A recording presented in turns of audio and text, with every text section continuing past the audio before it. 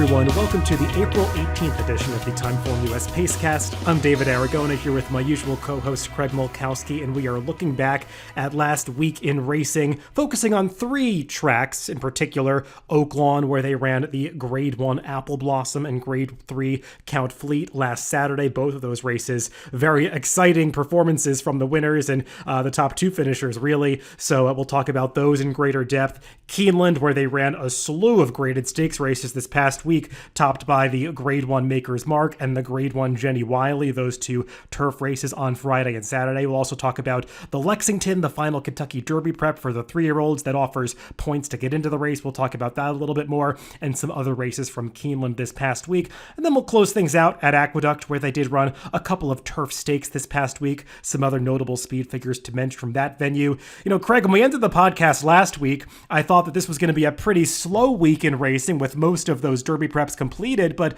ended up putting a lot of races on this rundown when I put it together. Just plenty of maiden and allowance races that achieved some nice speed figures, promising horses that I didn't want to go without mentioning.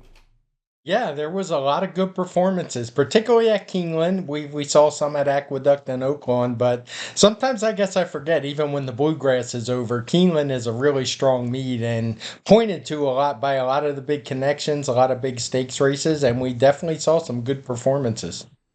Yeah, I would say over 50% of the races on the rundown today are from Keeneland. We'll get there in just a bit. I didn't want to start off at Keeneland because the first race we're going to talk about from there might immediately put Craig in a bad mood. So we'll instead start with Oaklawn and a bit of a rosier outlook by talking about a really fun race to watch, the Grade 1 Apple Blossom from last Saturday. And Craig, you know, people complain about small fields. Just 4 runners signed on for this one. I'm really just 3 legitimate contenders, as there was a long shot in there that just obviously had no chance. But it doesn't really matter when you've got 2 stars in the field like Clairiere and Secret Oath, 2 horses of similar ability who really threw it down on the racetrack. And this was an exciting race, and afterwards, you didn't hear too many people complaining about the size of the field.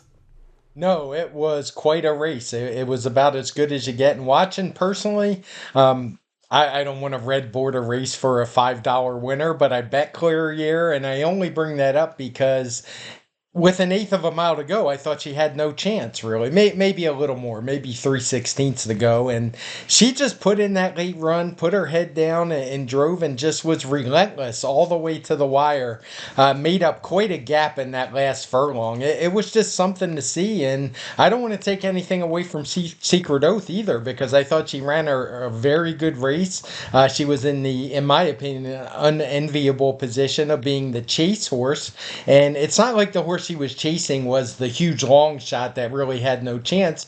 Hot and Sultry is actually a pretty decent filly, obviously not on the level of the top 2, but it's not like you could just let her get away with the race totally. So I thought both the top 2 ran very well. Clairiere got a 122 TimeformUS speed figure. Secret Oath actually got a point better because that pace she was chasing was actually pretty solid. So just a good performance from both of them, and I look forward to seeing them match up more this year.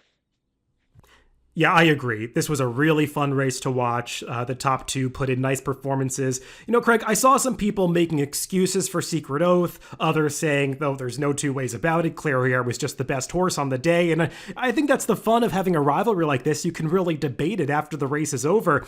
I will say Tyler Gaffleone did not ride Secret Oath with the same patience that he did in the Azaria the time prior. If you remember that day, they got into the stretch, and he was coming to the 8th pole and hadn't even asked her for run yet. And I think this day, with the small field signed on and that danger of the lone speed in the race kind of running off with it in the early stages, it sort of forced his hand a little bit to have to go after that horse, maybe earlier than they drew it up on paper. And Secret Oath is that kind of horse where if you ask her to go a little bit too soon, like we saw Louis Saez have to do in a few races last year, that late kick or the finishing power that she has can really be diminished at the end of the race. And you really saw that in the final 16th. Tyler Gaffleone probably just pushed the button maybe a 16th of a mile too soon, and that left her vulnerable to Clairiere at the very end.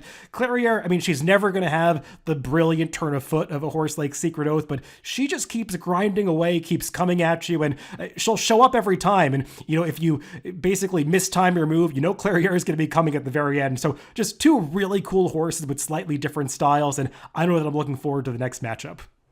Yeah, for sure. And at the end of the day, they were a neck apart. And I think that's probably what we'd see a lot of the year. I'm not going to say that Secret Oath couldn't turn the tables because a lot of things could change. As I said, I think we were kind of alluding to the same thing where I said she was in the chase mode.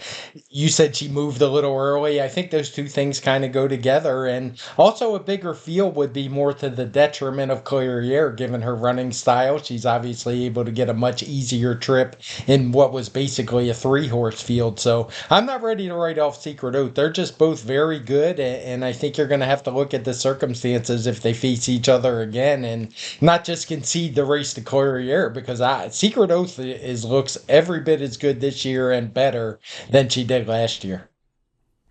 The other graded stakes on this Oaklawn Saturday card was the Grade 3 Count Fleet for the sprinters going 6 furlongs. And Craig, I think we've seen the emergence of a real force in this sprint division in 2023 over this winter season at Oaklawn, and that is the Steve Asmussen trained Skelly. To me, very reminiscent of when we saw Mitoli sort of establish himself at this same time of year about 4 years ago, prior to him going on to be the sprint champion. And, Skelly's got a long way to go to match the accomplishments of that runner, but kind of getting vibes from this horse that he might be of that quality. I mean, the way that he was so fast in the early going, turned away the other speeds, and then just never even gave the closers a chance to get into this race was so impressive. And I mean, he's earning the kind of speed figures that we haven't seen from too many sprinters in this division, at least in recent years. Yeah, it might have to go back to Matoli. I mean, I'd have to look it up at least consistently. And Skelly ran a 127 for this effort. I think it was obviously a very strong race. And what impresses me with this horse is there was a lot of speed signed on for this race. And I don't think it's a case where the other speeds just rated and conceded the lead. He took the lead. He broke like a shot, like he generally always does, and just kept going on with it, ran fast pace figures, and the race was essentially over. I mean, I think the favorite in here was Tejano Twist. If not, he was one of them. And he's a pretty deep closer. And at first, I thought maybe the race was setting up perfectly for him. And he basically never made a dent. He got up for third behind Strobe, a lately raced Brad Cox horse, who's obviously shown some talent. But this was basically a one-horse race from about 20 yards out of the gate to the wire.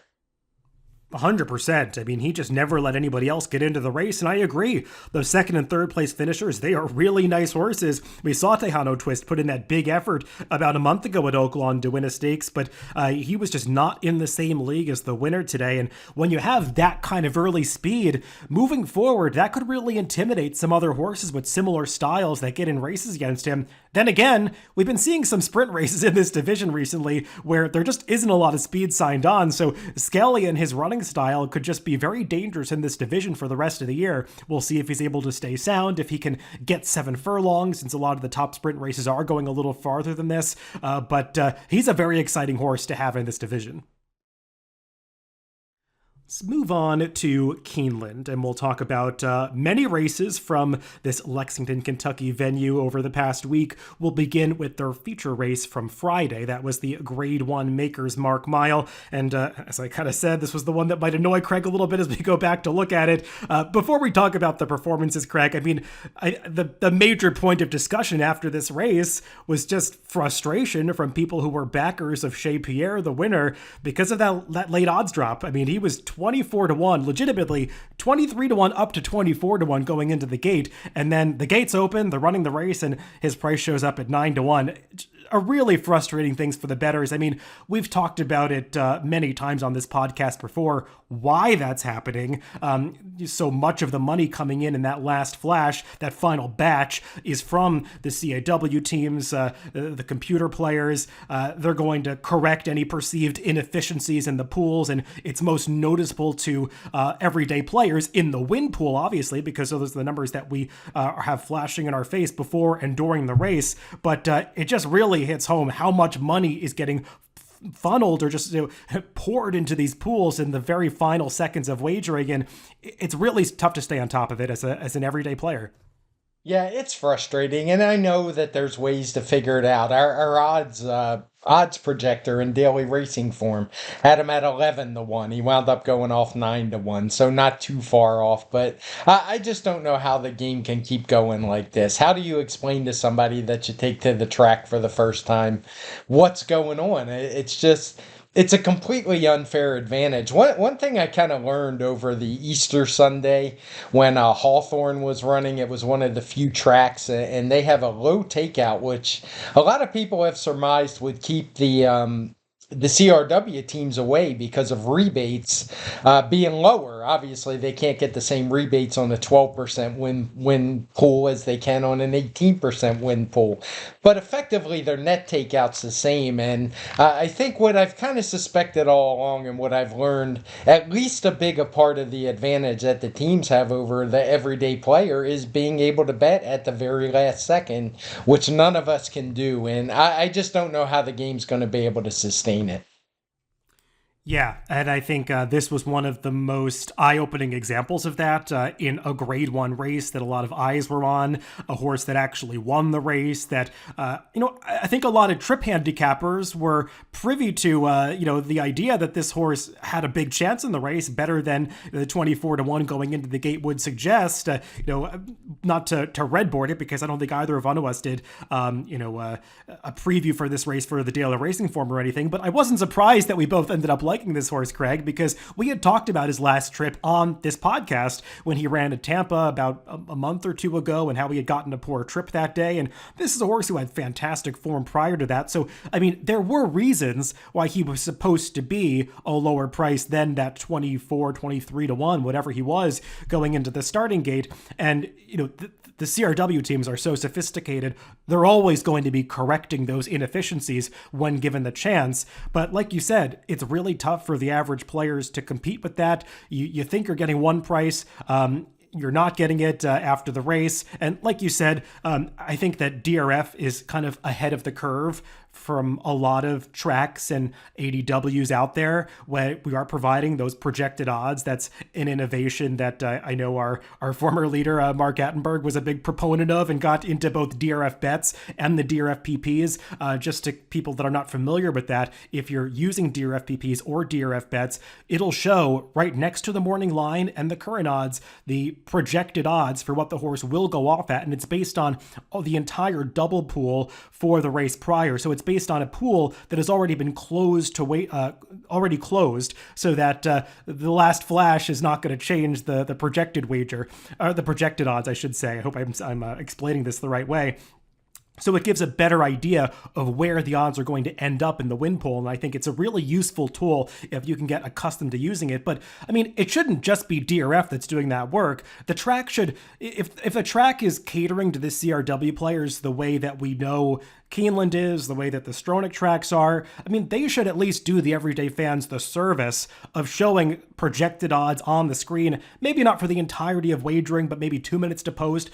Put up those projected odds, just, show the people what the fair price, what the price they're likely to get is going to be, because it can be very misleading for players that are getting involved in the win pool. And that's what people see, and they think there's something nefarious going on. And I mean, you could argue that there is something nefarious going on, but not in the way that people think it is. There's maybe not betting going on after the race, but there's a certain group of people that have just been given an advantage that makes them really difficult to beat when you're not able to access the tote or place your bets in the last batch. It's a really difficult question. The one thing I will say, Craig, that I'm heartened to see is that I'm sorry, and forgive my voice. I'm going a little hoarse. I was sick last week, so I'm doing a lot of talking on this podcast for the first time. I might be losing it by the end of this, but one of the things that I'm heartened to see is that a lot of the conversation when something like this happened is being directed squarely at the CRW players and how much the tracks are catering to them. And it feels like the fans have become a lot more educated than they were about why these things are happening. And once the fans at large know why these things are happening, you can start to apply that pressure to maybe change things for the better. I can't say that I know exactly how that's going to happen or what it's going to look like. I will say there is one organization out there who has taken some steps that I think other tracks should follow, and that's Naira, and I'm not just saying that because I have some affiliation to Naira doing the morning line for them. It's not like they're asking me to say this. It's just the truth. The win pool at Naira has become a safe space for these late odd drops to not happen. Players don't have to deal with that. I mean, anybody who plays the Naira win pool day in and day out will notice this isn't happening there. So, I mean, other tracks could do their everyday players that favor. They're just not doing it. So I think if the fans out there want to come together and ask for something, that's something you should be asking for. Yeah, it is good it's becoming a topic. I mean, I don't want to spend all day talking about this, but at the end of the day, what's happening when you learn about betting horses, you're supposed to be looking for overlays and good bets. And frankly, it's very hard to find unless you're a CRW because at the end of the day, they're basically playing fixed odds because they know they're betting last. They know what the pools are. So other than betting against the other CRWs, they're essentially knowing the odds they have. Something that not only do we not have a clue now, it often wildly changes. So hopefully this will continue to be a topic and it will spur some change because, as you say, the Niver solution, it's not perfect. We've seen griping about what happens when you try to compare the price you get in the win and place pools to what happens in the exotics, but it's certainly a step in the right direction compared to what we're seeing everywhere else. Yeah, it's never going to be like ripping off a Band-Aid where you just completely shut out the teams. I mean, the entire industry would collapse, and you can't. But you can start to take small steps and see how the public reacts to it. So hopefully we see more of that. For now, it's really just one track doing it. We wanted to delve into that topic. It was so much of the conversation about this race, and we probably spent a little more time on it than we had to, but I wanted to at least mention that. Now, Craig, we should at least talk about the race, the Maker's Mark. And like I was kind of previewing, Chez Pierre, I mean, he had great form from last year, an excuse in his last race. So to me, it wasn't a big surprise that he took a big step forward here.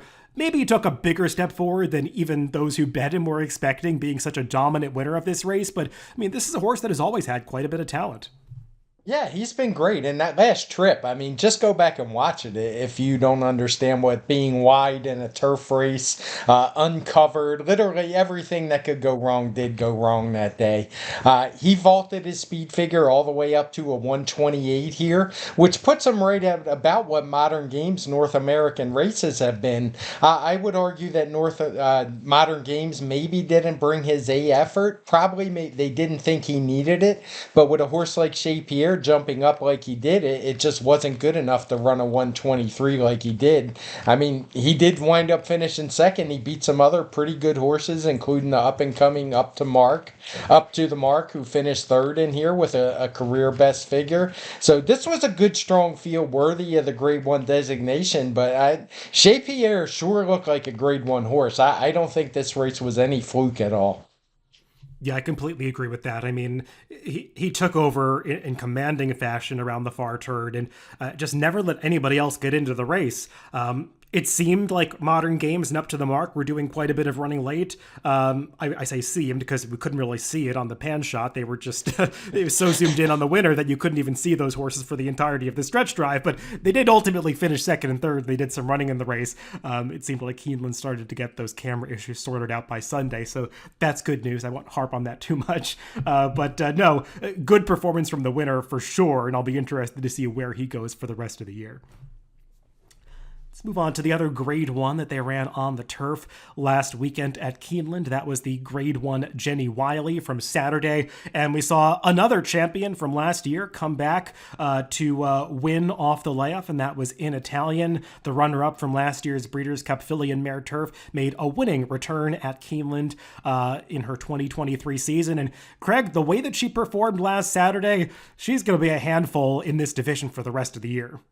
She is. I thought she should have won the Eclipse last year. I thought she was the best filly and mare training in North America, and she certainly didn't do anything different here. That was a powerhouse performance.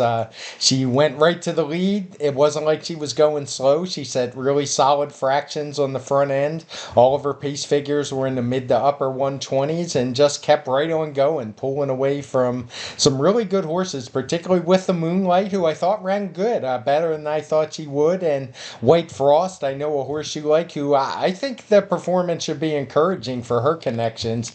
She made that jump from a grade 3 to a grade 1 and did it well. I thought she lost to two legitimate grade 1 horses we saw. Yeah, apologies to Regal Glory. I think I gave an Italian that Eclipse Award in my intro just now, and you're right.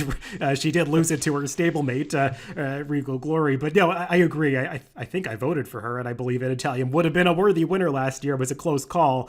But yeah, nice return from her, setting that honest pace, just really never letting anybody else get into this race, winning by 3 lengths in a grade 1 turf race. That's pretty decisive. And like you said, with the Moonlight and White Frost, they showed up. They just weren't in the same league as the winner, and with In Italian's running style, that early speed that she possesses, it's always going to make her really tough in these top level races, because more often than not, these come up as fairly paceless affairs, and In Italian just having that tactical advantage, it's going to make her really tough to beat the rest of the year, and we'll have to see which races Chad Brown chooses for her, how far they decide to go with her. With the Breeders' Cup being at a different venue this year, they might want to stretch her out or potentially turn her back to a mile, but she's got the kind of ability where I think she gives her connections options. Yeah, and I think the one really telling thing about how good she was outside the 128 speed figure was the horse who actually was pressing her was Queen Goddess and did all the dirty work. And she was a horse who had just been in really good form, obviously won the Pegasus Filly and Mare Turf. And she was no match. And I think it really cost her late as she wound up finishing last in here. And just always something I look at when a dominant horse wins, what happens to the ones behind him. The race right before the Jenny Wiley was the final Derby prep of the season, offering points to get into the Kentucky Derby. That was the Grade 3 Lexington from last Saturday. This one offering just 20 points to the winner, and really only one horse in this race was angling to get into the Kentucky Derby. Out of the Lexington, that of course was Disarm, who finished third. Only picked up 6 points, but that's all he needed. He's now on to the top 20 list and has a spot in the starting gate, and it sounds like the connections are actually going to run, even though he lost this race by nearly 5 lengths. Disarm ran fine, Craig. I wouldn't say that he did anything here that would make me want to bet him in the Derby. But as for the top 2 finishers, I thought they both put in good efforts. Arabian Lion arguably didn't have much excuse to lose because he really did get everything his own way up front, sort of setting an unexpectedly moderate pace. So I think you have to give First Mission a lot of credit for running him down up the rail. I agree. And something I wanted to ask you about it, I want to go back and review the day. It's a day that we have coded in dark blue as not good to speed at all. And my first glance through the charts, I kind of got the impression that maybe it was more the rail wasn't really the place to be. And we kind of saw that maybe with Irad Ortiz and Arabian Lion. So I'm almost wonder if First Mission doesn't deserve a little extra credit for, he kind of got baited into going to the inside the way Irad Ortiz was riding. That's another topic we could spend 10 minutes on that hopefully we won't, but he went inside, dove inside, and was still able to fight off Arabian Lion despite those tactics, and I thought he ran a really good race First Mission. He wound up with a 119 TimeformUS speed figure, the same as Arabian Lion's going to get, but if these two met up again, I would take First Mission every time. Yeah, I'll admit I didn't look too deeply into whether Saturday was playing to any kind of track bias at Keeneland, so I can't comment on that right now. But I did think that First Mission showed a lot of grit battling through down on the inside, and yeah, I mean, Irad Ortiz was kind of riding that fine line as he came over, so about 3 paths at the top of the stretch to intimidate First Mission a little bit. Some would say that's legal race riding. I mean, it's something that Irad Ortiz does a lot, and like you said, I don't want to get on the soapbox about that since we've already gotten on the soapbox on this podcast about something else. But no, First Mission, I thought that he showed a lot of likable attributes. Despite getting put in tight quarters there, he really battled on for the win and finished up like a horse that's not going to mind even a little bit of added ground. He actually switched over to his left lead at the top of this stretch when he was going through that tight hole, and then switched back over to his right at the end and seemed to find a little bit more energy as they crossed the wire. So his connection have talked about going on to the Preakness for his next start. To me, that seems like a logical next step. Fresh horses like this are always dangerous in the Preakness. So I'll definitely be interested to see what he can do in a race like that, pending what happens on the first Saturday in May. Let's move on. Oh, actually, before we move on from the Lexington, Craig, did you have any comment on Disarm or those that finished behind him, or he just maybe looks a cut below some of those moving on to the Derby? Yeah, I don't want any parts of him in the Derby. It's probably going to be about half the field. I'd say the same thing. I don't blame the connections for trying it. It seems a little silly to me to bring him back on 3 weeks rest off of that effort, but hey, I guess there's a lot of perks that go with running a horse in the Derby. So who knows if I'd probably be interested too if I was in that spot. Yeah, and I guess that 114 TimeformUS speed figure that he got out of this race does put him somewhere in the mix. Gives him a better chance than maybe some others pointing for that race, but still, he looks like he's got some improving to do to be effective there. Let's move on to another stakes run on Saturday at Keeneland. That was the Giants Causeway, this one going the 5.5 furlong distance on the turf for the fillies and mares. And Greg, I thought that the winner, Twilight Gleaming, showed a dimension that we hadn't really seen from her much in her prior starts, raiding off another rival. And I know she was just sitting second, but I mean, she actually relaxed pretty well, sitting off another horse, and then finished off the race, making a move at the top of the stretch to pass a rival and going away at the end. This was a more settled, more professional Twilight Gleaming that I had seen in prior starts. Yeah, I know I didn't like her in this race, or at least at the odds she was going to be. Not like I didn't think she could win, but I wondered about the 5.5 furlongs. And I think that relaxing off the pace a little bit helped her get that extra distance that we'd seen her struggle with in the past. She ran a career best 115 speed figure here, and I think that was a big part of it, being able to relax a little more in the beginning. I heard the post-race comments. I always take those with a grain of salt because they always interview the winner, and it's always going to be something glowing. But Wesley Ward did say they'd been working with getting her to relax and read off horses. So make of that what you will, but it did look that way on the track. Like if that was the plan, it certainly worked.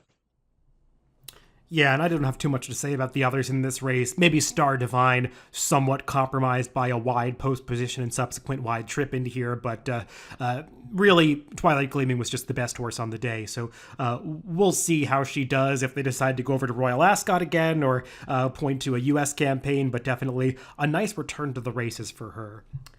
Let's move on to some stakes that were run at Keeneland on Sunday, including the Grade 2 Beaumont, this one for the 3-year-old fillies, going that about 7 furlong distance on the Beard course at Keeneland. And I thought the top 2 finishers put on a nice show here, Greg, with Key of Life getting the job done for Brad Cox, showing some real grit through the late stages to dig in and hold off Interpolate, who looked like she was going by at the 16th pole, but was just never able to forge past the winner.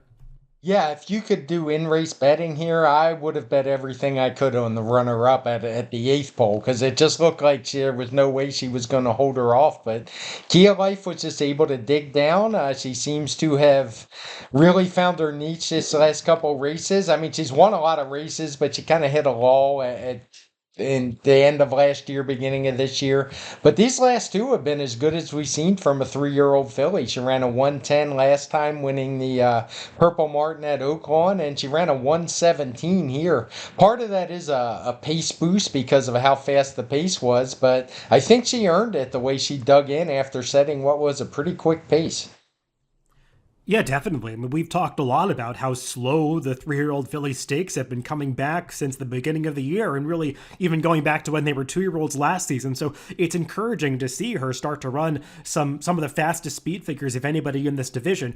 She does strike me as one that has some distance limitations, so I expect that they're going to keep her in one-turn races, probably campaign her in a similar fashion to what they did with Matareo last year, who I believe won this race, and I think she went on to the 8 Bells and then the Acorn and Test at Saratoga. So we'll see how far they decide to go with Key of Life, but she's really taken a step forward in recent starts, and she's got a nice foundation under her belt. I think this was already the 3rd stakes victory of her career, so she's a good one. Interpolate, the runner-up, she probably did hang a little bit in the late stages, but she also took a big step forward here. So 2 talented one-turn 3-year-old fillies. Yeah, and just one note, if people are wondering about what the Beard course is, that's actually about as long a sprint as you're going to see because it's about a little bit more than 7.25 furlongs. They call it about 7 furlongs, but it's not like it's close to 7. It's actually closer to 7.5. The other stakes from Sunday at Keeneland was the Palisades, this one going the 5.5 furlong distance for the 3-year-old male turf horses, and a horse that last ran in the Breeders' Cup in 2022, I believe in the mile juvenile turf. Gaslight Dancer turned back in distance off the layoff and was the winner here at 6-1 for trainer Mike Maker, and another 3-year-old that took a big step forward in the speed figure department. He did. It was an impressive effort. We saw a lot of sprinters from the Breeders' Cup do well, and he was one of them. He jumped all the way up to a 111 TimeformUS speed figure. He had barely reached, I think he ran a couple 101s last year. So just that kind of improvement that we see, not exactly a division that we're used to seeing Mike Maker, at least I'm not. Can't remember him having too many good turf sprinters, but this one seems like he's pretty good. Didn't go so well in the Breeders' Cup juvenile turf. I remember thinking it was kind of an odd entry last year as opposed to the sprint, but he was back sprinting here and he looks like a pretty good one. Yeah, he's a horse that probably just found a mile to be too far for him last time, but as you said, had done some good work sprinting as a 2-year-old, took that natural step forward off the layoff, and I'll be interested to see what they decide to do with him, because he's not one of these 5.5 furlong sprinters that needs 5.5. He can go 6, he can go 7, so seems like they've got some options moving forward.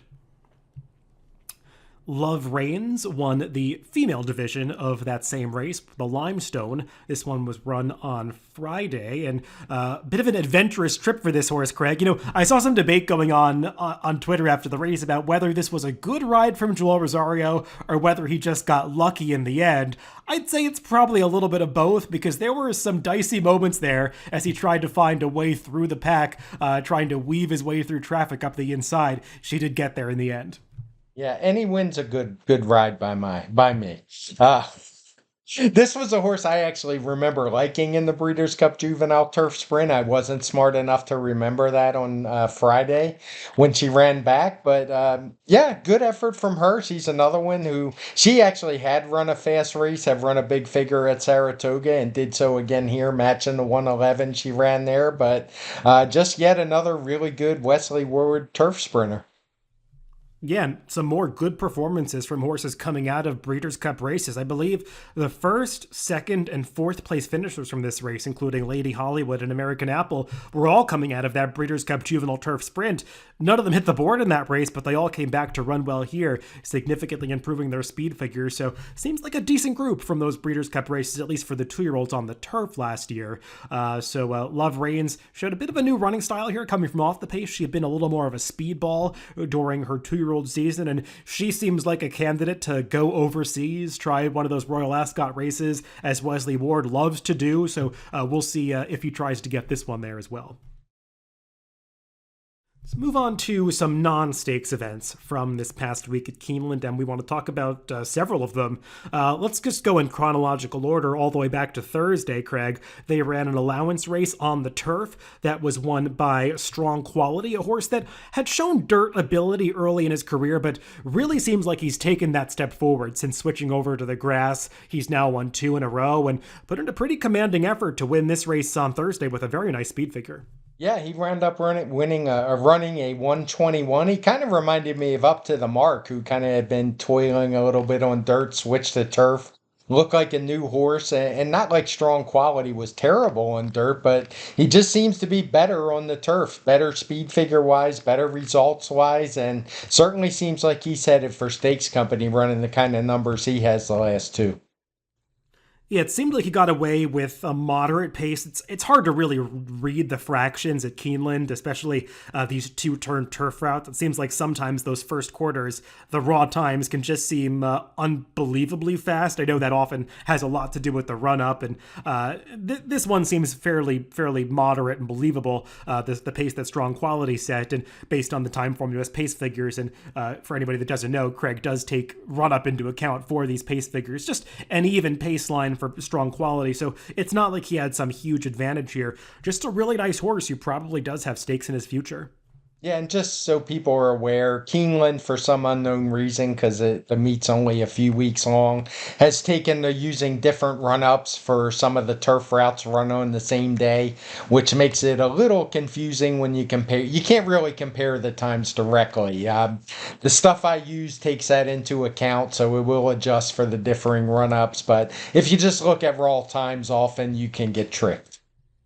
Yeah, I believe on this Thursday card there was a race at not quite the same distance as Strong Quality. Maybe it was a mile and an eighth, where the first quarter showed up in, I think, 21 and 4. That's a little hard to buy. I know a long run up will have something to do with that, but you do see sometimes those wacky opening quarters at Keeneland, especially when the rails are out. So I always question those times a little bit. Let's move on to another race from this past week at Keeneland. On Friday, they ran a maiden special weight event very early in the day, won by Sweet Cherry Pie. This is a horse who was a second-time starter. His debut had come at Gulfstream back in early March when he had run in a pretty strong maiden event behind Scotland, Bill Mott trainee, who I don't think has run back yet, but Sweet Cherry Pie obviously benefited from that debut experience, taking a nice step forward here, showing improved early speed and going away nicely in the end under Luis Saez. Yeah, that was one of those races I was a little worried about the speed figure. I mean, Sweet Cherry Pie had run a 96, getting beat over 8 lengths, so that always makes me take pause. But in this case, it turned out to be fine. George Arnold's a trainer who does better second time out than first, and boy, did this one do better. He increased that number all the way up to a 111. Looked really good doing it. I will say the pace was pretty tepid, but it's not like he was doing it alone. He was being challenged by a Safi Joseph horse who had run some pretty good figures in his own right. So Sweet Cherry Pie is one that looks to have a future based on that number. Yeah, watching him run, to me, he looks like more of a sprinting type, and obviously this improvement going 6 furlongs would suggest that. I think he's the son of Twirling Candy, and there is some pedigree to maybe get a mile on the dams and on top side as well. But I don't think we'll be seeing this horse in two-turn races anytime soon, but definitely one with ability. I mean, his 117 final time number, really fast, obviously knocked down a little bit due to the slow pace, but definitely a horse that took a big step forward in the second start of his career. Let's move on to Saturday, where they ran an allowance race going a mile and I believe a 16th on the turf for the 3-year-olds. This one was won by Desert Duke. And Craig, we've already talked about quite a few 3-year-olds who have run some fast speed figures in some maiden and allowance races during the early part of this season. And I'll be interested to see how they all match up in stakes companies soon. I'm talking about horses like Carl Spackler and Far Bridge. We've already seen Talk of the Nation win a stakes race. And Desert Duke could be headed to that same similar company as well, because the way that he won this race, drawing off by about 5 lengths, I mean, you don't often see turf horses win races like that in such dominant fashion. Yeah, it was impressive. This was a mile and an eighth, a little bit longer, so to me that makes it even a little more impressive. And he's a horse who's improved his speed figure every single time out, but it's been more gradual. But this time he took a big jump, and the visual certainly matched that. As you said, he won by nearly 6 lengths, improved his figure all the way from a 95 to a 110, and that's right up there with some of the better 3-year-olds we've seen. And we keep harping on it. The 3-year-old dirt horses maybe haven't been so great this year, at least speed figure wise, but on the turf they've definitely been above average. I agree with that. Definitely, we've seen some very nice ones in Desert Duke. I'll say that all of his prior turf races had come at fairgrounds, and as a horse that has some tactical speed, a front-running type, maybe the way that course was playing this year just wasn't the most conducive to his style, and we did see him take a big step forward getting on the Keeneland turf course here, so maybe this race was a true indication of his ability, and maybe he was somewhat held down a little bit by the course he was competing over prior to this, so I'll be interested to see what he can do, potentially moving up into stakes company next time out. Another horse that ran on Saturday at Keeneland in a maiden race was the Bilmont Juddmonte debut runner Scylla, and I know this horse turned a lot of heads with this impressive debut victory. Craig, aside from the speed figure in the final time, which we'll talk about, just the running that this horse did in the interior portions of this race, to me, really signaled her out as a potentially special one, because she got into a tight spot on the backstretch, had to be put under a pretty strong ride by Javier Castellano. He was vigorously asking her at the half-mile pole just to merely hold her position, but as soon as he got her to the outside for that run around the far turn, she jumped immediately back into the bridle, carried him up to making this looping move around the field, and once they got into the stretch, you could see, I mean, he was just kind of standing up in the stirrups. She was toying with the competition and going away at the end. This full sister to Tacitus seems like one that might have a real future. Yeah, it was very impressive seeing what she did. You don't normally see those kind of moves from a first time starter. This is a race I was really torn on the speed figure and kind of on the whole card. I mean, I mentioned it on Twitter that it was one that was just kind of hard to do from beginning to end. I wound up settling on a 96 speed figure for her when I have the chart in front of me right now. It kind of makes sense. I mean, all the horses have actually increased their speed figures a little bit in the top five by, 5 to 10 points.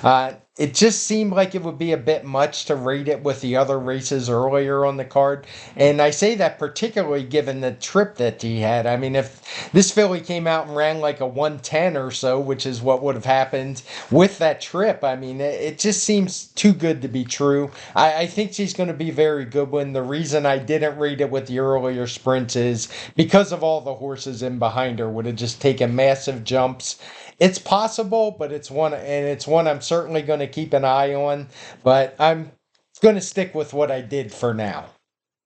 Yeah, there's little doubt that the track changed at some point at Keeneland on Saturday, the dirt track, I mean, because the Lexington just went so much faster than, I think, a mile and a 16th race that they ran on the first race of the day. It didn't make sense to rate those two together. At some point in the day, the track changed. Was it before this race? Was it after this race? I think that's up for debate. What I will say is that there were some big gaps between the runners at the finish line, which sometimes is indicative of a fast race. I mean, the horse that was fifth in here, who's run some decent speed figures in the past, I mean, she lost by 17 lengths. So, I mean, Scylla, she had some trouble in the running, but, I mean, she finished well ahead of some others in this field. So, I'm kind of on the fence about it.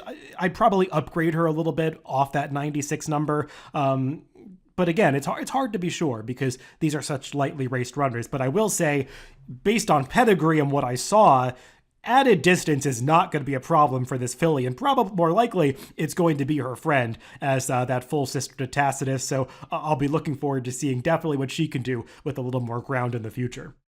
Move on to some races from Sunday's card. There was a turf allowance race run that Gam's Mission was coming second off the layoff. I know, Craig, we had talked about her when she made her seasonal debut at Tampa for Cherie DeVaux, and I know we were somewhat interested in her that day. Just kind of ran like a horse that needed that race, and also she got a wide trip.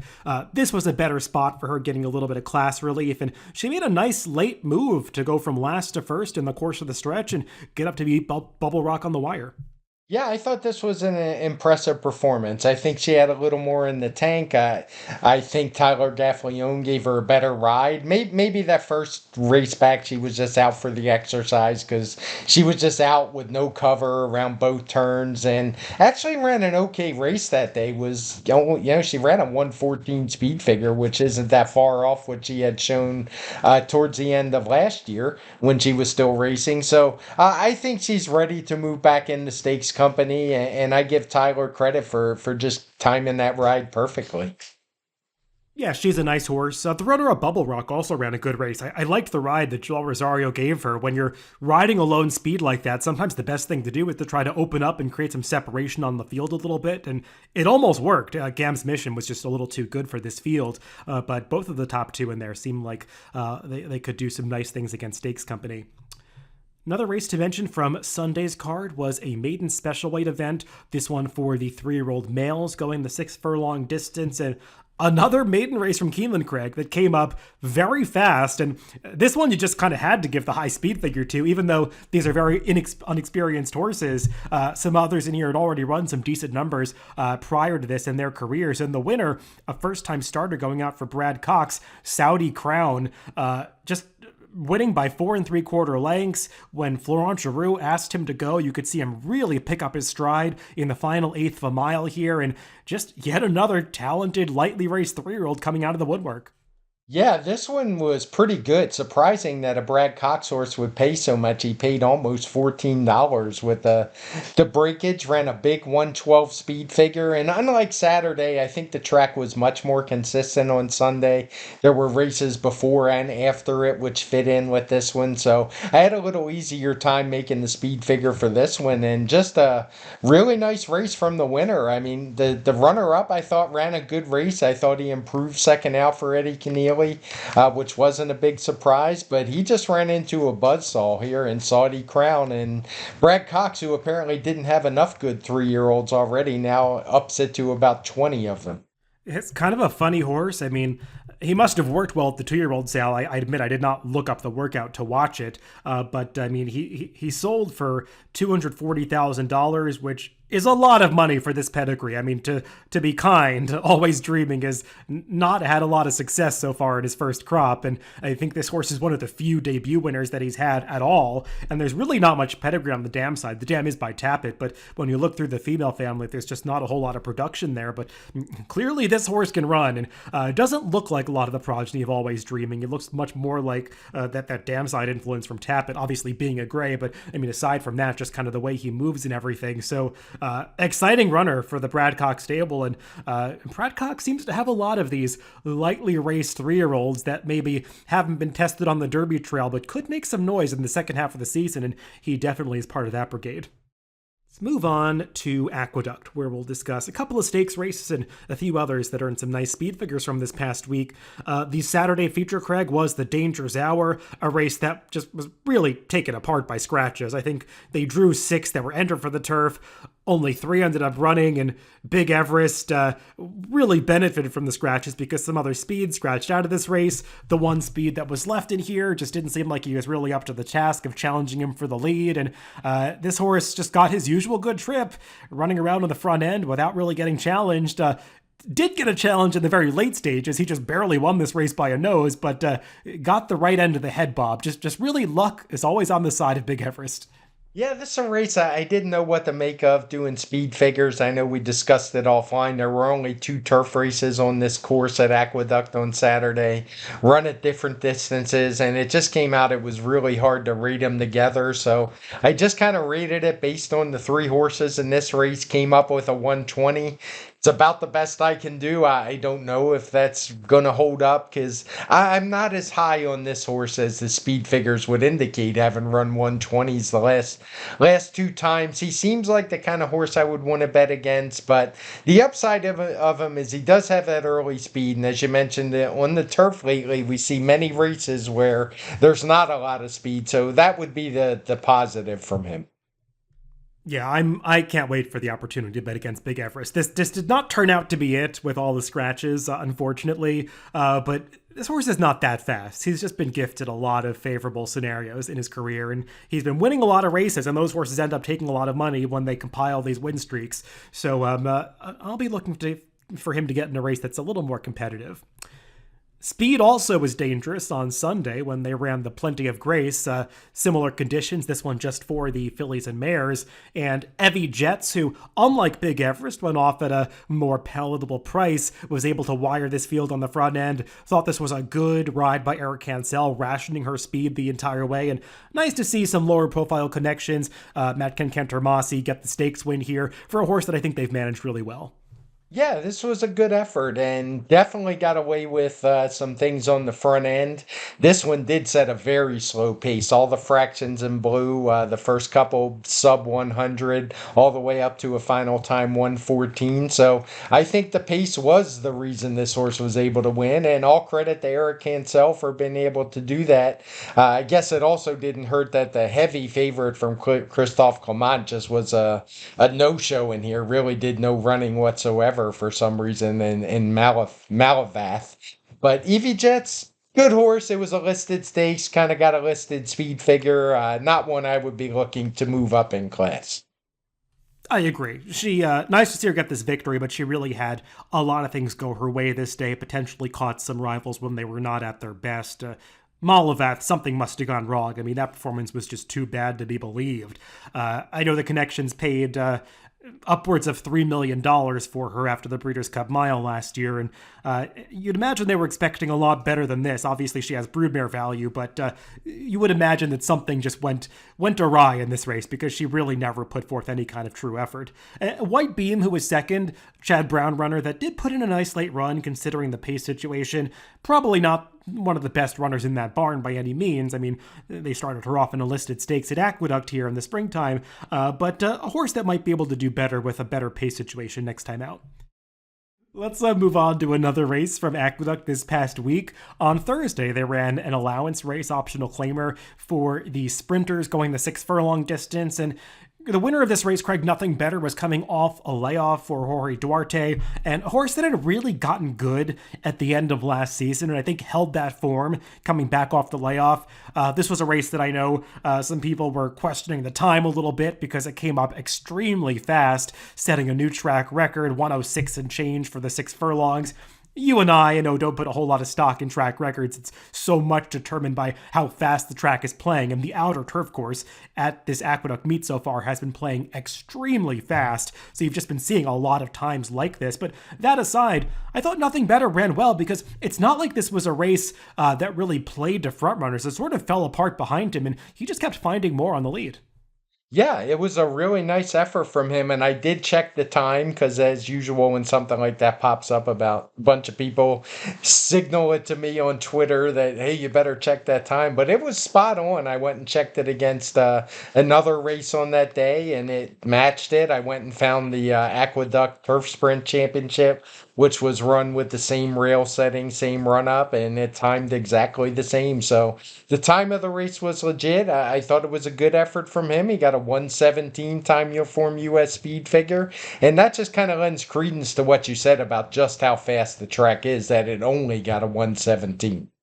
Another allowance race from last week at Aqueduct was on Friday, where a couple of New York breds did battle in an N1X allowance race. It's an open company race, but the top two finishers both having worked their way through their New York bred conditions into this allowance event. And majority partner, a Linda Rice trainee who has really come to hand over the winter, like a lot of her horses have, got the job done here. Taking advantage of a very favorable pace setup, he was able to use his speed to go gate to wire here. But I thought the runner-up, Ouster, also ran a big race trying to close into that moderate pace at the very end. And both of these horses, Craig, backed up some big speed figures that they had gotten from earlier this winter and suggest that they're just both really good right now.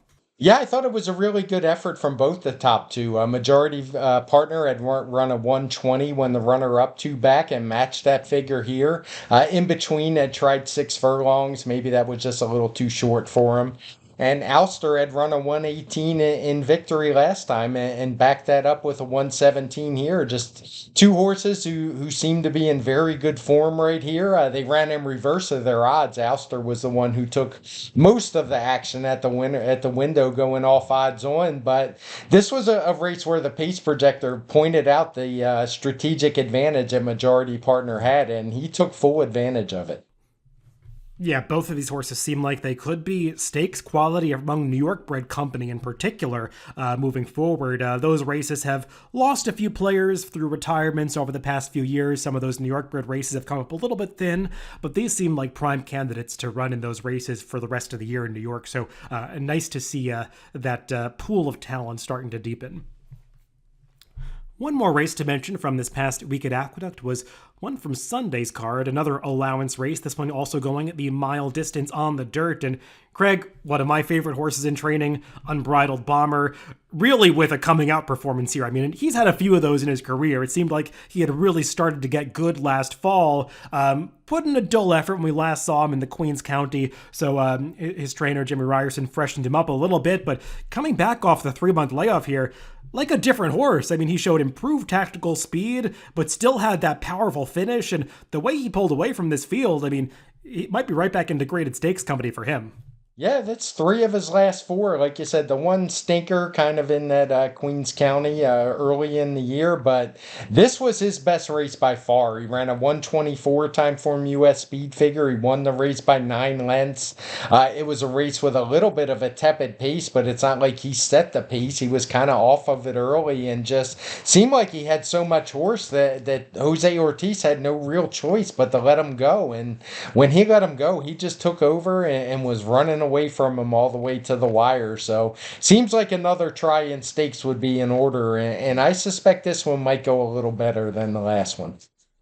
Yeah, this is a horse that I've long had an affinity for. I picked him in a lot of those Derby preps last year when it was apparent that he had natural ability, but he just had like some mental hurdles to overcome that were preventing him from showing the speed that he could or getting the trips that he needed to, and then he was getting rank in his races. Just seems like a horse that's been a real project for the connection. So it's nice to see them having figured him out at this point and start to get rewarded with these victories. And he's probably turning out to be better than even I could have predicted. I mean, certainly was never expecting this horse to eventually be running 120 plus Timeform US speed figures, but that 124 that he got this past week and even a 126 final time number, I mean, that puts him in the conversation for some top level races moving into the springtime in New York. So I'll be interested to see what they decide to do with Unbridled Bomber. Yeah, it's kind of funny how you mentioned he had some issues and couldn't seem to put it all together. And sometimes we look at speed figures and we see a 10-point advantage and it looks like a lot. And it's just worth remembering 10 points is a lot if the horses are giving you their best. But when there's issues and you can straighten a horse out and get them doing things the right way where there's been problems before, it's not uncommon to see pretty big jumps. So I think the number for my Unbridled Bomber is totally legit. Well, that wraps up our recap of this past week's racing, Craig. We're moving into an exciting time of the year with the Derby on the horizon. I know you're going to get a little bit of a break from these podcasts for the next week or so. You'll be going on a vacation, so I'll have a guest on the Timeform US forecast this week.